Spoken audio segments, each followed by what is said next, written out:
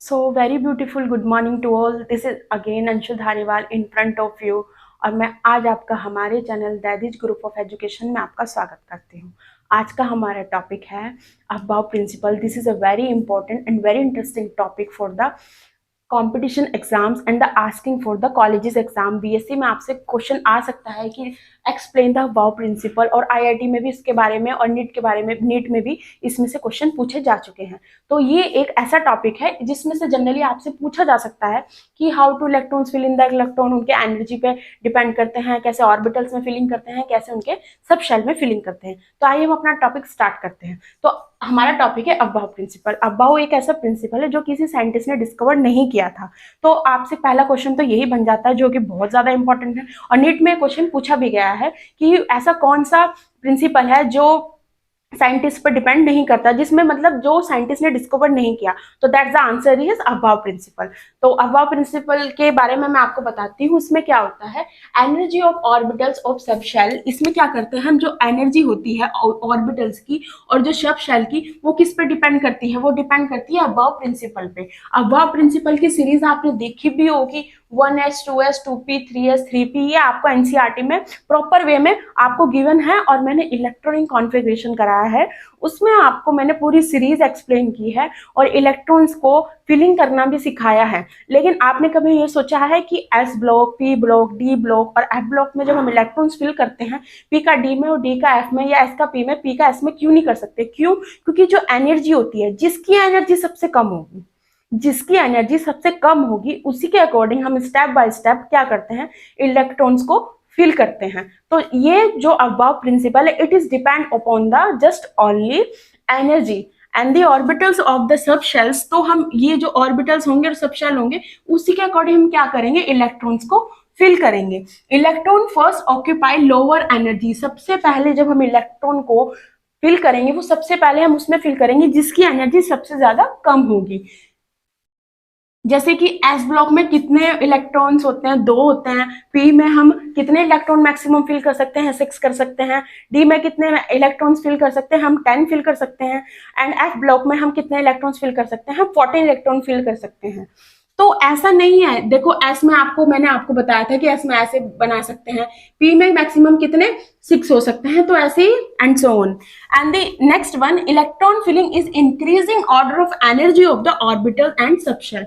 जो एनर्जी होती है इलेक्ट्रॉन्स की और किसकी, इंक्रीजिंग ऑर्डर ऑफ एनर्जी, जो जब हम इलेक्ट्रॉन को फिल करेंगे तो उनकी जो एनर्जी होगी वो कैसी होगी, इंक्रीजिंग ऑर्डर में। फर्स्ट ऑफ ऑल, पहले स्टेप हम पहले पूरे इलेक्ट्रॉन जो फिल करेंगे सबसे लोएस्ट एनर्जी में करेंगे, फिर उससे हायर एनर्जी में, फिर उससे हायर एनर्जी में, फिर उससे हायर एनर्जी में। तो उसको कैसे डिपेंड होगी, मतलब वो कैसे हो गई, वो हो गई increasing order of energy of the orbitals and the subshell. समझ में आया? तो ऐसे ही जब ये मैंने आपको 3 पॉइंट समझा दिए, this is a very important topic, this is a very important lines for the electron filling increasing order of energy of the orbitals and the subshell। अब देखिए, अब इस अबाव प्रिंसिपल एक रूल लेके आया जिसको बोलते हैं n+l रूल। क्या बोलते हैं? n+l rule. This is a very important. तो इसमें क्या होता है, 2s 2p 3d या 4s, इस तरीके से क्या होता है, ये क्या होते हैं, ये इसको हम n मान लेते हैं, और n इसमें क्या है एन इसमें है प्रिंसिपल क्वांटम नंबर, और एल इसमें क्या है, azimuthal quantum number. तो azimuthal quantum number के अकॉर्डिंग हम इसमें 4 ब्लॉक लेते हैं। सबसे पहले एस, पी, डी और एफ। सबसे पहले जो एल लेंगे हम, इसमें जो एल होगी वो होती है azimuthal quantum number. तो जब हम वैल्यूज रखेंगे, वैल्यूज रखने के बाद जो हमारी सीरीज बनेगी उसको हम सीक्वेंस में लगाएंगे, इंक्रीजिंग बाय ऑर्डर। ऑर्डर क्या मतलब, इंक्रीजिंग ऑर्डर में लगाएंगे। तो वहां पे हम क्या करेंगे, इसका यूज करेंगे, इसलिए ये अबाव प्रिंसिपल आया। उसके बाद एस की वैल्यू कितनी रखेंगे हम, एल के अकॉर्डिंग वो रखेंगे 0, पी के अकॉर्डिंग रखेंगे 1 एंड डी के अकॉर्डिंग 2, और एफ के अकॉर्डिंग कितनी रखेंगे हम, 3 रखेंगे। तो ऐसे ही एक एन इसमें क्या हुआ, principal quantum number, and that is azimuthal quantum number. तो एनर्जी क्या होती है, जो एनर्जी होती है वो डायरेक्टली प्रोपोर्शनल होती है n+l के। जैसे जैसे एनर्जी बढ़ेगी ऐसे ऐसे azimuthal quantum number और प्रिंसिपल क्वांटम नंबर भी क्या होता रहेगा, इंक्रीज होता रहेगा। This is a very important asking for the IIT या नीट्स आपसे इंपॉर्टेंट इसमें पूछ भी सकते हैं कि अगर एनर्जी बढ़ाएंगे तो इस पे इफेक्ट क्या पड़ेगा। तो एनर्जी के साथ साथ जो हमारा प्रिंसिपल क्वांटम नंबर है वो भी इंक्रीज होगा, और क्या एजीम्यूचुअल क्वांटम नंबर है वो क्या होगा, वो भी इंक्रीज होगा। तो आइए मैं आपको वैल्यूज रखनी बताती हूँ। सबसे पहले इंक्रीजिंग ऑर्डर ऑफ एनर्जी में आप क्या करेंगे, सीरीज लिख लेंगे। तो that is first 1s, 2s, 2p, 3s, 3p, 3d, 4s, 4p, 4d and 5s and so on. You know very well this series is, आगे भी है ये सीरीज, लेकिन मेरे को क्या काम है, मेरे को आपको समझाना है। अगर आपको ये समझ में आ गए तो आगे की सीरीज आप खुद ही कर लेंगे, ठीक है। जैसे कि सबसे पहले हम इसमें कैस की वैल्यू रखेंगे, तो सबसे पहले हम इसमें फॉर्मूला लगाएंगे n plus L. n plus L का हम फॉर्मूला लगाएंगे, तो n के अकॉर्डिंग यहाँ पे n क्या है 1, एंड दैट इज हम इसके अकॉर्डिंग एजीम्यूचुअल क्वांटम नंबर के अकॉर्डिंग क्या करेंगे, इसमें वैल्यू रखेंगे। तो s की वैल्यू कितनी हो गई 0, तो s की वैल्यू 0, तो वैल्यू कितनी आई 1 आई। उसके बाद 2s में अगर हम वैल्यू रखेंगे तो 2 प्लस 0, ध्यान से सुनना, 2 प्लस 0, 2 प्लस 0, ये 0 कैसे आया, ये आया एजीम्यूचुअल क्वांटम नंबर के अकॉर्डिंग कि l की वैल्यू 0, ये वैल्यू तो आप याद कर लीजिए कि l की वैल्यू 0, p की वैल्यू 1, d की वैल्यू 2 और f की वैल्यू कितनी हो जाएगी 3 हो जाएगी।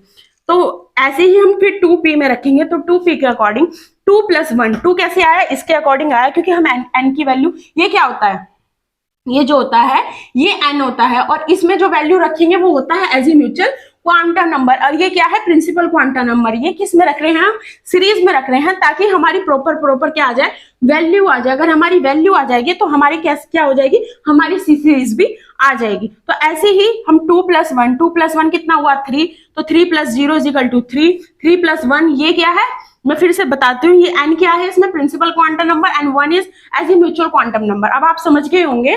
तो 4s ऐसे कि 4 प्लस 0 4, 4p, 4 प्लस 1 4, 1 प्लस 1 1 कैसे आया, इसके अकॉर्डिंग एजीम्यूचुअल क्वांटम नंबर के according 5, 4d, 4 plus 2 that is 6, 5s that is 5 plus 2 that is 7। ऐसे क्या आई, हमारी वैल्यू आ गई है। अगर ये वैल्यू अगर आ गई है तो आप सीरीज लिख सकते हैं। सबसे पहले हमें क्या लिखना है, सबसे छोटी, फिर उससे बड़ी, फिर उससे बड़ी, फिर उससे बड़ी। इंक्रीजिंग ऑर्डर का मतलब यही है, पहले सबसे छोटी, फिर उससे बड़ी, उससे बड़ी, उससे बड़ी। तो ऐसे क्या होता है, अबव प्रिंसिपल की जो सीरीज आई वो ऐसे ही आई थी। तो सबसे पहले हम देखो, सबसे पहले हम इसमें लिखेंगे 1s, तो सबसे पहले किसकी सीरीज बनी, 1s की, तो 1s आ गया। उसके बाद हम इसके बाद लिखेंगे हम 2s, 2s क्यों लिखा हमने 2s, क्योंकि 1 के पास क्या है 2। अब बात आ जाती है 3 और 3, 3 और 3 इसमें क्या है, 3 और 3 इसमें क्या है, बिल्कुल सेम है। तो सबसे पहले हम उसको लिखेंगे जिसकी एनर्जी सबसे ज्यादा होगी। तो जिसकी एनर्जी सबसे ज्यादा होगी उसे हम बाद में लिखेंगे, सबसे पहले क्या लिखेंगे, सबसे कम वाले को लिखेंगे। तो एनर्जी किसकी कम है, n के अकॉर्डिंग। हम इसमें जब हमारे इसमें क्या होता है, इस सीरीज में अगर कोई भी सेम हो जाता है तो सेम में सबसे पहले हम वो लिखेंगे जिसकी एनर्जी सबसे कम होगी, और उसके बाद उसको लिखेंगे जिसका प्रिंसिपल क्वांटम नंबर सबसे बड़ा होगा। तो सबसे पहले हम लिखेंगे 2p क्योंकि यहाँ पे 3 है और यहाँ पे n की वैल्यू कितनी है 2। उसके बाद आता है 2 के बाद क्या आता है 3 आता है। तो 3 के बाद हम क्या लिखेंगे 3s। उसके बाद हम लिखेंगे 3p, उसके बाद लिखेंगे हम 4s, 4 तो 3 में सबसे पहले क्या आया 3p, जिसका n सबसे छोटा है सबसे पहले वो लिखेंगे, जिसका n उससे बड़ा है फिर उसके बाद हम वो लिखेंगे। तो 3p, 4s, 3d, 4p, 5s and so on. ऐसे ही हम क्या करते रहेंगे, इंक्रीजिंग ऑर्डर ऑफ एनर्जी हम ऐसे लिखते रहेंगे। ये आपको पूरी सीरीज एनसीईआरटी में है, ये आपने पढ़ी भी होगी, और ये सीरीज आपको याद होनी चाहिए कि ये सीरीज आपको याद होनी चाहिए कि मतलब इलेक्ट्रॉन्स कैसे फिल करेंगे, पहले s में करेंगे, फिर p में करेंगे, फिर d में करेंगे, फिर f में करेंगे। ये किसके अकॉर्डिंग होता है, ये एनर्जी के अकॉर्डिंग होता है। तो ऐसे ही एक एक्सेप्शंस भी आया, एक्सेप्शन ये आया कि जो हाइड्रोजन के एटम होते हैं और हीलियम के एटम्स होते हैं, लिथियम के एटम्स होते हैं, इसमें क्या होता है अबव प्रिंसिपल अप्लाई नहीं होता। बहुत ज्यादा इंपॉर्टेंट है, बहुत ही ज्यादा इंपॉर्टेंट है। मैं फिर से बोलती हूँ, this is a very important asking for the NEET, that is कि एक्सेप्शन ये आ जाता है कि अबव प्रिंसिपल हम किस पे अप्लाई नहीं कर सकते। तो आप बताएंगे, ऑप्शंस में आ सकता है, आपसे पूछ सकते हैं। तो हाइड्रोजन पे, लिथियम पे और हेलियम पे हम अबव प्रिंसिपल क्या कर सकते हैं, अप्लाई नहीं कर सकते। इसकी जो एनर्जी होती है, जो एनर्जी इसकी होती है वो होती है directly proportional to principal quantum number, क्योंकि ये प्रिंसिपल क्वांटम नंबर पे क्या होती है, डायरेक्टली प्रोपोर्शनल होती है। That is the reason behind that कि do not apply the above principle for hydrogen atom, helium and the lithium. This is क्या है, ये क्या है, एक एक्सेप्शन है। तो मैंने आपको इसके आगे, अब मैं आपको बता चुकी हूँ मैं हुन्स रूल आया है, हुन्स रूल मैंने आपको पढ़ा दिया है, आप वो लेक्चर ले सकते हैं। फिर उसके बाद इलेक्ट्रॉनिक कॉन्फ़िगरेशन है, बहुत ही इंटरेस्टिंग चैप्टर्स है, चैप्टर में बहुत इंटरेस्टिंग टॉपिक है ये, आप उसमें जाके मेरी फुल वीडियो विजिट कर सकते हैं। और वीडियो में आपको मैं प्रॉपर नोट्स प्रोवाइड करा दूंगी और आप इसका चाहे तो स्क्रीनशॉट्स भी ले सकते हैं, क्योंकि आप इसमें पढ़ते रहिए और बहुत ज्यादा इंपॉर्टेंट हो जाता है। बस आपको ये ध्यान रखना है कि n क्या होता है, l क्या होता है।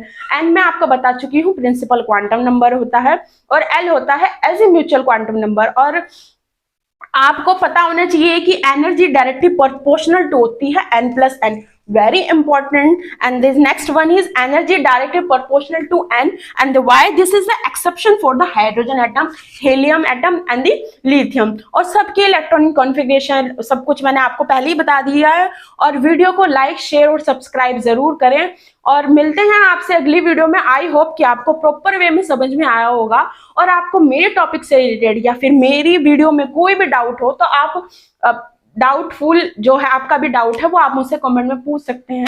और प्रॉपर इसकी नोट्स, इसकी जो थ्योरी है वो मैं आपको टेलीग्राम पे प्रोवाइड करा दूंगी। और ये जो मेरी जो वीडियोस होती है ये आपको जनरली कॉम्पिटिशन्स के एग्जाम में भी बहुत हेल्पफुल होती है, और जो बीएससी के कॉलेज के एग्जाम होते हैं उसमें भी इसमें से बहुत क्वेश्चंस पूछे जा सकते हैं, क्योंकि 15 नंबर का एक क्वेश्चन आता है तो आपसे पूछ सकते हैं कि अबव प्रिंसिपल क्या होता है। तो आपको यहाँ से क्या हो रहा है, आपको बेनिफिट हो रहा है, आपको प्रॉपर वे में आपको थ्योरी भी मिल रही है, और मैं आपको इंपॉर्टेंट क्वेश्चन साथ के साथ बता के चलती हूँ। और मेरी वीडियो को पूरा विजिट करें और ज्यादा से ज्यादा शेयर करें, उसके लिए थैंक यू।